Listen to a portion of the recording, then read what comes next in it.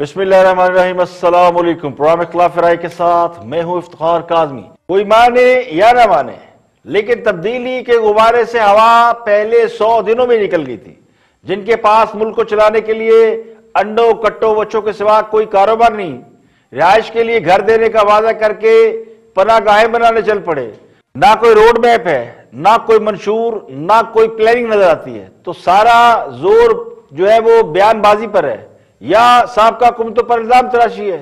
अब जिनके ख्वाब शेख जिल्ली जैसे और नतीजा ट्रक की बत्ती हो, वो तब्दीली क्या लाएंगे?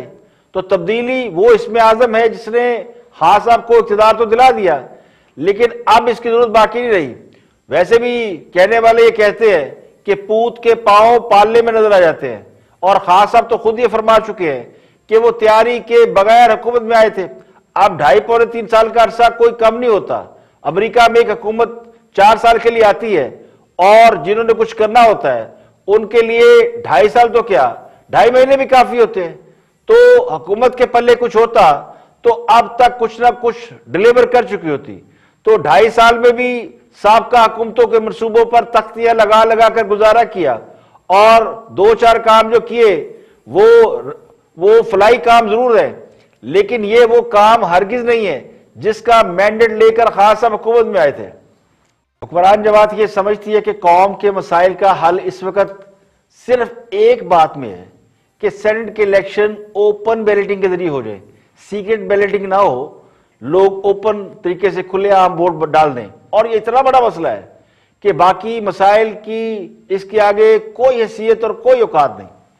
अब या तो खास साहब को अपने रकीन पर बिल्कुल कोई एतबार नहीं रहा, और उन्हें लगता है कि तहरीक इंसाफ के इंसाफी उनसे इलेक्शन में खुफिया तौर पर नाइंसाफी कर देंगे, या फिर वो जिद्दी आदमी है, उन्होंने जिद बांध ली है कि इस मुल्क में वही निजाम चलेगा जो खास साहब चाहते हैं। 2/3 अक्सरियत नहीं है तो क्या हुआ, वो ऑर्डिनेंस के जरिए सब कुछ बदलना चाहते हैं। तो हुक्मरान जमात का यह शिकवा कि उन्हें 2/3 अक्सरियत नहीं मिली, इसमें कसूर किसका है, और इसका बदला वो मुखालफिन से क्यों लेना चाहते हैं? 2/3 अक्सरियत अगर हुकूमत को नहीं मिली तो अवाम ने उन्हें नहीं दी, या फिर उन्होंने नहीं दिलाई जो उन्हें लेकर आए थे, तो शिकवा उनसे बनता है। और वैसे भी सेनेट इलेक्शन में लोग दाएं बाएं हो जाएंगे, ये अभी मफरूजा है, ये क्या सराही है, हो सकता ना हो, लेकिन जिस तरह हुकूमत बेचैन है और जिस तरह तिलमिला रही है और जिस तरह डेस्परेट है, तो इससे ये लगता है कि उन्हें यकीन है कि उनके साथ हाथ होने वाला है। बाकी अवाम को अच्छी तरह पता है कि हुक्मरान जमात पार्लियामेंट का कितना एहतराम करती है या जमहूरियत के असूलों पर कितना चलती है। कौम ने यह वक्त भी देखना था कि जो सुबह शाम झूठ बोल रहे हैं वो सादिक अमीन बने बैठे हैं और बाकी सब झूठ है। वैसे तो झूठों का मुकाबला कराया जाए तो मुझे यकीन है कि नवाज शरीफ का नंबर शायद आखिरी हो, लेकिन मोहब्बतों का आलम यह है कि उन्हें वो झूठ नजर नहीं आएगा जो आज सुबह शाम बोले जा रहे हैं और तसलसल के साथ बोले जा रहे हैं। जो करोड़ नौकरियों का वादा करके ये कहते हैं कि नौकरियां देना हमारा काम ही नहीं है, जो $200 अरब बाहर से लाने का ऐलान करते हैं और हाथ झाड़ के दिखा देते हैं, जो ये कहते थे कि IMF के पास नहीं जाऊंगा, खुदकुशी कर लूंगा, और फिर क्या खुदकुशी की। अब उन्हें हम क्या कहें, क्या नाम दें? जो चंद हजार पौधे लगाकर ये कहते हैं कि हमने अरबों दरख्त लगा दिए, तो सुप्रीम कोर्ट को भी कहना पड़ता है कि भाई वो दरख्त क्या है जो लगाए हैं? जो 365 डैम बनाने का दावा करते हैं और जमीन पर उसके आसार तक ना हो। तो जिनके झूठ की लिस्ट इतनी लंबी है कि उसे काउंट नहीं किया जा सकता, शुमार नहीं किया जा सकता, वो ठीक और बाकी गलत। और वो इसलिए कि हम अपनी गलती को छुपाने के लिए, अपनी कोताही में पर्दा डालने के लिए अब नवाज शरीफ को झूठा भी कहने लगे। देखिए, नवाज शरीफ पर करप्शन के इल्जाम तो हमने सुने हैं, बड़े इल्जाम लगे उन पर, और वो इल्जाम साबित हुए नहीं हुए ये भी सब जानते हैं कि कितने साबित हुए कितने नहीं हुए, लेकिन वो झूठे हैं ये हमने कभी इल्जाम सुना नहीं, ना किसी ने लगाया है। वैसे भी झूठ बोलने के मुकाबले में जो अब है उनका तो कुछ हानि नहीं है, और वो उसको यू टर्न कहते हैं, उसका नाम उन्होंने यू टर्न रख दिया है। वो झूठ नहीं कहते, कहते यू टर्न है। जिस तरह खान साहब को सादिक और अमीन का सर्टिफिकेट मिलने पर लोग उन्हें ईमानदार नहीं मानते, तो नवाज शरीफ को भी लोग झूठा नहीं समझते। अब उन पे जो सबसे ज्यादा लंदन की जायदादों के हवाले से तजाद बयानी है उसको मिसाल के तौर पर जरूर पेश किया जा सकता है, लेकिन इतने झूठ, ये पता नहीं कौन से झूठ बोले उन्होंने। अगर बोले हैं तो फिर सामने ले जाए, ताकि हमें भी तो पता चले कि नवाज शरीफ कितने बड़े झूठे हैं, और हम भी कौम को बता सके कि भाई जिनको हम झूठा समझ रहे हैं ये तो बड़े छोटे से हैं, वो बहुत बड़े झूठे थे, तो कुछ सामने लाएं। यहां पे लेंगे ब्रेक, और ब्रेक के बाद वापस आएंगे और भी हम मौजूद आपके साथ शेयर करेंगे। हमारे साथ रहिएगा।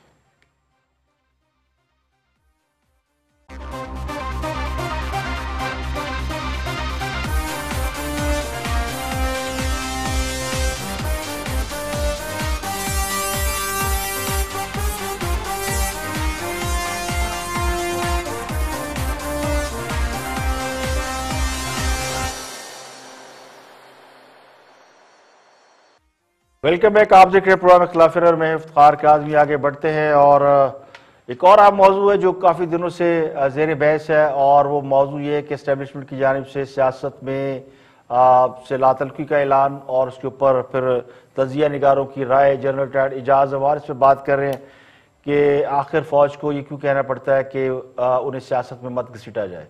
Watch this. मैं कह रहा हूं कि नवाज शरीफ साहब ने उसको इस तरह पेंट नहीं ना किया जिस तरह इमरान खान साहब ने पेंट किया हर जगह पे। ये सवाल है। देखिए, मेरे ख्याल में उस वक्त उनकी अपोजिशन के मुंह को वो डिजीज नहीं थी जिसका जिक्र भट्टी साहब ने किया। अब वो अपोजिशन है जिसके मुंह को वो डिजीज है। बात सिर्फ इतनी सी है कि उस वक्त जब धरना हो रहा था इमरान खान का और कादरी का, तो उस वक्त आर्मी चीफ जनरल राहिल शरीफ को प्राइम मिनिस्टर ऑफ पाकिस्तान ने कहा कि इनसे बात करें और इनको कहें कि धरना खत्म करें, और उन दोनों को मॉडल टाउन जनरल की एफआईआर जनरल राहिल शरीफ ने दर्ज करवाई थी। जी, मैं वही कह रहा हूं कि उनको घर बुला लिया था इन दोनों को जनरल राहिल शरीफ ने आर्मी हाउस में प्राइम मिनिस्टर की रिक्वेस्ट पे। क्या उस वक्त आर्मी को सियासत में घसीटा जा रहा था या नहीं? और फिर जब मॉडल टाउन का इंसिडेंट हुआ तो फिर उसकी एफआईआर के लिए भी जनरल राहिल शरीफ को रिक्वेस्ट किया गया। जब एतजाज एहसन चीफ जस्टिस की बहाली के लिए जुलूस लेकर चले तो प्राइम जनरल अशफाक परवेज के आने की कॉल पे वो जो कॉल ऑफ हो गया था।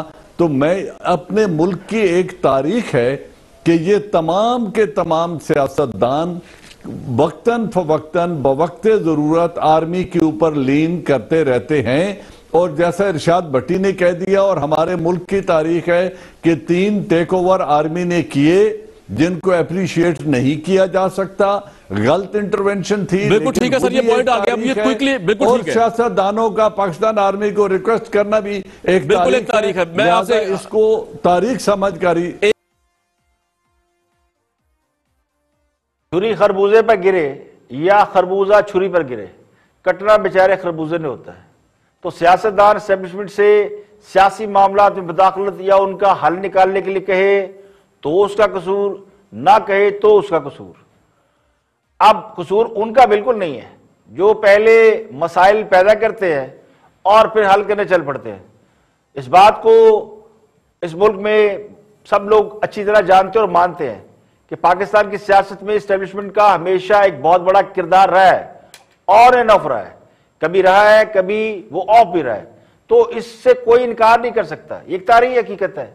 लेकिन अब अगर एस्टेब्लिशमेंट इस बात का ऐलान कर रही है, क्योंकि एस्टेब्लिशमेंट ये ऐलान नहीं करती, लेकिन अगर वो ये कह रहे हैं कि हमारा ऐलान लातल्लुकी है, तो फिर एक तो उसको कहीं ना कहीं प्रैक्टिकली उसका प्रूफ भी आना चाहिए। मैं तो इस बात के हक में हूं कि मूव ऑन, बात आगे बढ़नी चाहिए, क्योंकि इससे पहले भी हुआ है कि एस्टेब्लिशमेंट जो है उसने सियासत के अंदर इंटरवीन किया, फिर बैक ऑफ किया। ये कई मरहलों में हमने देखा है। लेकिन जो कल वीडियो जारी हुई है उसने फिर इस मामले पर शक के दायरे लगा दिए हैं।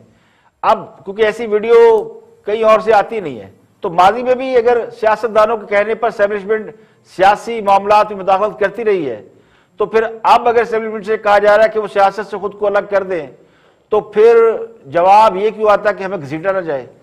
मेरे ख्याल में तो वजाहत देने या जवाब देने की जरूरत ही नहीं है।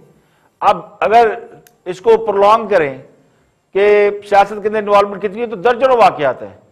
नवाज शरीफ के खिलाफ जो मुकदमा था वो भी सियासी था, उस पर जो JIT बनी थी उसमें एस्टेब्लिशमेंट उसका हिस्सा थी। तो माजी में जब भी एस्टेब्लिशमेंट ने खुद को सियासत से डिसोसिएट किया है, उसका प्रैक्टिकली यानी अमली सबूत भी दिया है। जिससे उनकी इज्जत में कोई कमी नहीं आई, बल्कि हमेशा उनके वकार में और इज्जत में इजाफा ही हुआ है। आगे बढ़ते हैं और वीडियो स्कैंडल के हवाले से गुफ्तगू कर रहे हैं कैपिटल टॉक में हामिद मीर, और गुफ्तगू सुनते हैं और सेनेटर वलीद इकबाल उनके साथ मौजूद है। हुकूमत का मौक़िफ़ जानते हैं इस वीडियो के हवाले से। Watch this. Khyber Pakhtunkhwa assembly का एक एमपीए, सबको पता था कि इसने पैसे पकड़े हैं। उसके बाद उसने पार्टी छोड़ी और तहरीक इंसाफ में शामिल हो गया। अब जब 2021 में उसकी वीडियो सामने आती है तो उससे इस्तीफा ले लिया गया, तो क्या बात खत्म होगी?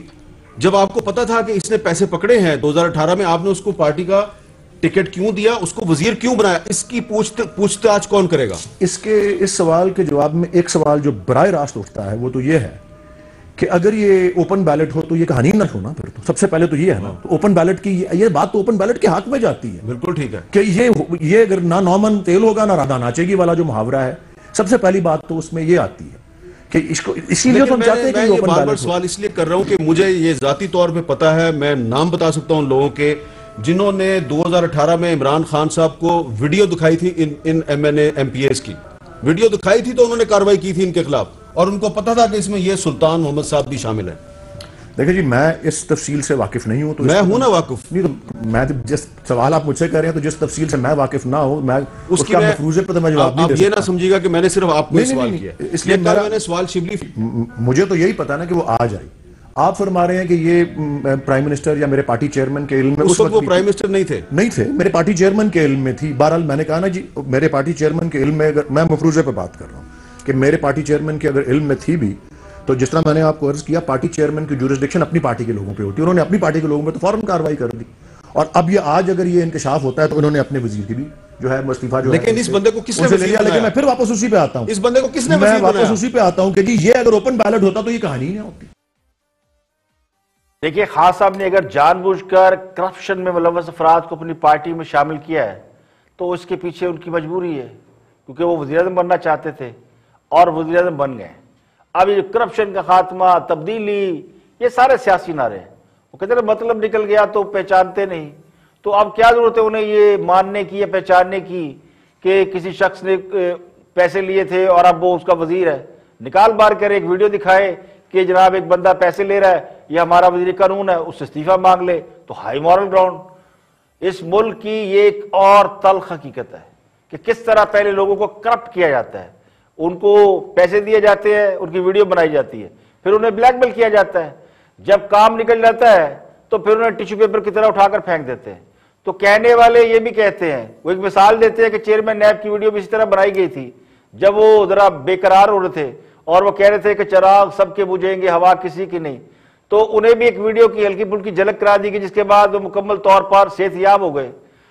अब बात जरा तल्ख है मगर सच पर मबनी है कि बदकिस्मती से हमारा सिस्टम ऐसा है और इस सिस्टम में ताबेदार लोग हमेशा गुड बुक्स में रहते हैं।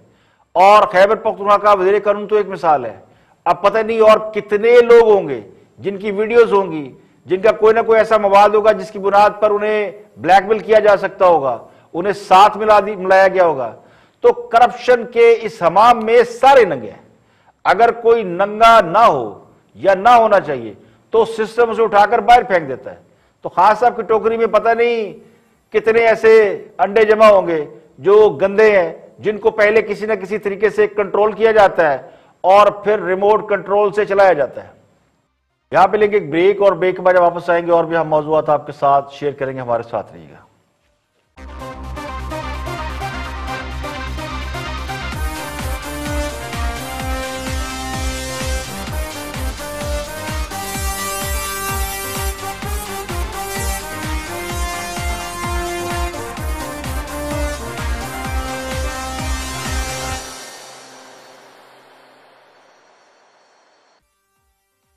Welcome back. आप देख रहे हैं प्रोग्राम इख्तिलाफ में इफ्तिखार काज़मी। ब्रेक के बाद हाजिर खिदमत है। आगे बढ़ते हैं। सेनेट इलेक्शन से पहले हुक्मरान जमात को जबरदस्त झटका। पंजाब के मेंबर सूबाई असेंबली खुर्रम लगारी ने पार्टी छोड़ने का फैसला कर लिया। खबर यह है कि पंजाब से तहरीक इंसाफ के 40 से 50 अरकान असेंबली पार्टी से नाराज है और बगावत पर आमादा है। ये अरकान पार्टी क़यादत से वादे पूरे न करने की वजह से सख्त नाराज है। सेनेट इलेक्शन में वो क़यादत को अपनी ताकत दिखाना चाहते हैं। जरा एक ये कहते हैं कि पंजाब में तहरीक इंसाफ को सेनेट की 6 सीटें मिलने का इम्कान है, जिनमें से एक पर मुस्लिम लीग काफ का हक तस्लीम कर लिया गया है, जबकि 5 नशिस्तें तहरीक इंसाफ को मिल सकती है।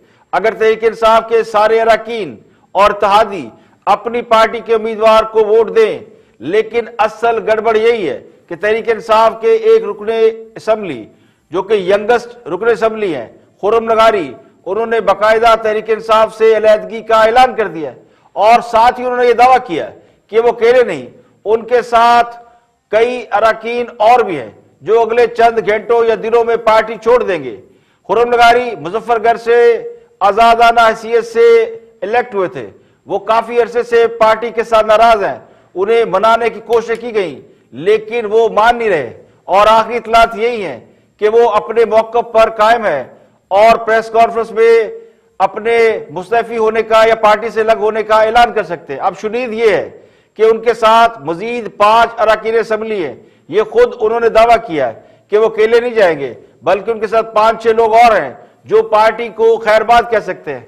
अब अगर किसी को याद हो या ना याद हो, ये वही लोग थे जो जहांगीर तरीन के जहाज में सवार होकर बनी गाला पहुंचे थे या उन्हें पहुंचाया गया था। तो पंजाब असम्बली के सबसे कम उम्र रुकन असम्बली खुर्रम नगारी को इस बात का भी सदमा है कि खान साहब ने यूथ का नारा लगाया था, लेकिन अब वो यूथ उन्हें भूल गई है। जिन्हें वो टाइगर्स कहते थे, वो टाइगर्स कहीं जंगल में खो गए हैं। तो कहने वाले ये भी कहते हैं कि सेनेट इलेक्शन में एक बार फिर जनूबी पंजाब से ताल्लुक रखने वाले मेंबरान असम्बली वो अहम रोल प्ले करेंगे। ये सेनेट इलेक्शन उनके लिए पहले भी फ्रूटफुल हुआ था और अब भी फ्रूटफुल होने जा रहा है। जनूबी पंजाब के अरकान असम्बली ने हुकूमत से नाराजगी जाहिर करके पंजाब में तहरीक इंसाफ का स्कोर या जिसे पोजीशन कहते हैं वो खराब कर दी है। अब वज़ीर पंजाब उस्मान बुज़दार इन अरकान को मनाने की कोशिश कर रहे हैं। बहुत से लोग डाले गए हैं, हाँ साहब ने भी टास्क दिया कि मना लेने, हो सकता है मना भी ले, लेकिन इससे पहले भी 20 अरकान ऐसे हैं पंजाब असम्बली में जो कि बगावत का ऐलान कर चुके हैं। तो एक बागी ग्रुप पहले से मौजूद है, वो मेंबरान जिन्होंने इंडिपेंडेंट हैसियत से इलेक्शन जीता और उसके बाद वो हुकूमत के साथ मिल गए, वो इस सेनेट इलेक्शन में नंबर्स गेम में अहम रोल प्ले कर सकते हैं। अगर तो खुफिया रायशुमारी होती है तो हुक्मरान जमात की जो सेनेट में मतवक्का नशिस्तें हैं उनमें कमी हो सकती है, क्योंकि नाराज अरकान की तादाद अच्छी खासी है और वो बाईपास कर सकते हैं। तो अरकान की तादाद के लिहाज से अगर देखा जाए जो इस वक्त नंबर्स गेम है, उसमें तहरीक इंसाफ सेनेट की सबसे बड़ी जमात हो सकती है, लेकिन मजबूरी तौर पर चूंकि अपोजिशन सेनेट इलेक्शन मिलकर लड़ने का फैसला कर चुकी है और इम्कान इस बात का है कि सेनेट में अपोजिशन की मजबूरी सीटें हुकूमत से ज्यादा हो सकती हैं। तो कांटे का मैच पड़ने वाला है। हुकूमत के साथ साथ अपोजिशन भी सेनेट इलेक्शन पर पूरा जोर लगा रही है और पिछले 24 घंटों में मौलाना फजलुर रहमान, नवाज शरीफ और आसिफ अली जरदारी के साथ कई बार टेलीफोन पर राब्ते कर चुके हैं और सेनेट में अपोजिशन की हिकमत अमली तय कर रहे हैं, यानी जमा तफरीक की जा रही है। तो हुकूमत ने सेनेट को जितना सीरियस लिया है, अपोजिशन ने भी उसे उतना ही सीरियस लिया है। हुक्मरान जमात यह समझती है कि सेनेट में उन्हें अक्सरियत मिल गई तो वो कानून साजी कर सकेंगे और अपने एजेंडे को जो 2.5 साल से 1 इंच नहीं बढ़ा आगे बढ़ा सकेंगे, जिनमें वो बार बार नारा लगाते हैं कि जी हम एहतसाब नहीं कर पाते, कवानीन सख्त नहीं है, उन्हें सख्त बनाने की जरूरत है। तो हुक्मरान जमात को जो असल खदशा यही है, जिसकी वजह से जोर लगाया जा रहा है कि ओपन बैलेटिंग हो जाए, कि इसके इत्तेहादी और बागी अरकान वो सेनेट में हुकूमत की पोजीशन को खराब कर सकते हैं। तो हुकूमत पूरी कोशिश कर रही है, इसके लिए सुप्रीम कोर्ट भी गई हुई है कि सेनेट इलेक्शन को ओपन बैलेट के जरिए कराया जाए। एक सदारती ऑर्डिनेंस भी जारी किया जा चुका है। अब अगर सुप्रीम कोर्ट ये रूलिंग दे देती है कि इलेक्शन ओपन होंगे, खुफिया रायशुमारी नहीं होगी, तो इस बात में कोई दो राय नहीं कि सबसे ज्यादा फायदा हुक्मरान जमात को होगा। अरकान असेंबली फ्लोर क्रॉसिंग कर सकेंगे, लेकिन खुफिया रायशुमारी की सूरत में सेनेट हुकूमत के हाथ नहीं आएगा। तो दूसरी जानब पंजाब में सेनेट इलेक्शन की कामयाबी के लिए अपोजिशन हुकूमती जमातों ने अरकान से राब्तों का सिलसिला तेज कर दिया। कुछ जमातों की जानिब से सेनेट के उम्मीदवारों के नाम भी फाइनल किए जा रहे हैं। सेनेट इंतखाबात के लिए पीपल पार्टी ने सिंध से उम्मीदवारों के नाम शॉर्ट लिस्ट कर लिए हैं और पीपल पार्टी की जानिब से सिंध से सेनेट की तमाम 11 नशिस्तों पर उम्मीदवार खड़े किए जा रहे हैं। पहले मरहले में पीपल पार्टी 22 उम्मीदवारों के कागजात जमा कराएगी। जरा ये कहते हैं कि सिंध से शहरी रहमान, फारूक अशनाइक, सलीम मांडीवाला मुमकिना उम्मीदवारों में शामिल है। जाम, मेहताब डहर, शहादत अवान, एडवोकेट ताज हैदर को भी टिकट मिलने का इम्कान है। तो पीपल पार्टी मुल्क भर से सेनेट इलेक्शन के लिए 30 से ज्यादा दरखास्तें वसूल कर चुकी है। अब जीडीए की जानिब से भी सेनेट के हतमी उम्मीदवार का आज फैसला मतवक्को है और इम्कान है कि जीडीए के सैयद सदरुद्दीन शाह राशिदी के नाम पर इत्तफाक हो जाएगा। दूसरी जानब जराए कहते हैं पंजाब में सेनेट इंतखाबात की कामयाबी के लिए तहरीक इंसाफ के राब्तों में तेजी आ गई है और टीमें मैदान में उतार दी गई है। वज़ीर आला ने खुद गुज़श्ता चंद दिनों में 50 से जायद अरकान असम्बली से मुलाकातें की हैं और पंजाब में तहरीक इंसाफ को 6 सीटें मिलने का इम्कान है और दर्जन से जायद अफराद टिकट के हसूल के लिए आगे आ चुके हैं और जिनके नाम अभी सामने आए हैं उनमें सरफराज चीमा, आजाद चौधरी, ज़हीर अब्बास, सैफुल्लाह नियाजी, जलालुद्दीन रोमी और हसामुद्दीन खोसा शामिल हैं। और इसके अलावा डॉक्टर जरका, तंजीला इमरान, जमशेद इकबाल चीमा भी इस फहरिस्त में शामिल हैं। हुकूमती रहनुमा में बाबर अवान, शहजाद अकबर, सानिया निस्सर के भी नाम मतवक्को है, जबकि मुस्लिम लीग काफ के लिए कामल अली आगा के नाम पर वजीर आजम जो है वो इत्तफाक कर चुके हैं कि ये सीट काफ लीग को दे दी जाए। तो ये एक सीट है जो काफ लीग को इम्कान है कि सीट मिल जाएगी। पंजाब में तहरीक इंसाफ को तकरीबन 205 से ज्यादा अरकान असम्बली की हमायत हासिल है और इसके बाद जो है ना सेनेट इलेक्शन के बाद वजीर बनने के ख्वाहिशमंद रहनुमा वो भी जोड़ तोड़ कर रहे हैं। तो जहां खुफिया बैलेट की सूरत में मुस्लिम लीग नून के मुतअद्दिद अरकान के हुकूमती उम्मीदवारों को वोट मिलने का इम्कान है, वहीं हुकूमत अपने नाराज रहनुमाओं को बनाने के लिए कोशा है। और चूंकि जनूबी पंजाब एक ऐसा इलाका है जहां पे वो कहते हैं ना नकब लग चुकी है और जनूबी पंजाब एक बार फिर फैसला कुन रोल अदा करने जा रहा है, क्योंकि सेनेट इलेक्शन के हवाले से आज इलेक्शन कमीशन ने शेड्यूल भी जारी कर दिया है और शेड्यूल के मुताबिक कौमी और सूबाई असम्बली में पोलिंग जो है वो 3 मार्च को होगी, यानी 3 मार्च को इलेक्शन होगा सुबह 9 बजे से शाम 5 बजे तक और शेड्यूल जारी कर दी गई। इसकी और भी तफसीलात है जो कि अखबारात और मीडिया के जरिए जारी की जा चुकी हैं।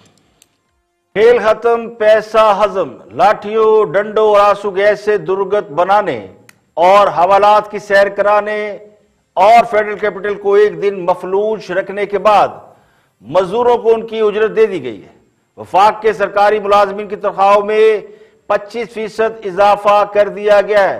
सरकारी मुलाजमीन के साथ मुज़ाकरात में 20% इजाफे पर हुकूमत पहले ही राजी थी और उसमें तब्दीली यह की गई है कि पहले ग्रेड 1 से 16 के मुलाजमीन की तनख्वाहों में इजाफा किया जाना था, अब उसमें ग्रेड 19 तक के मुलाजमीन को शामिल कर लिया गया है।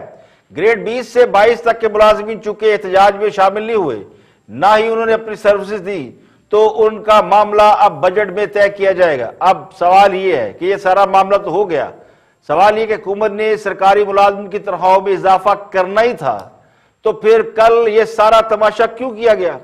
क्यों सारा दिन मीडिया पर कोई और मौजू डिस्कस नहीं हुआ?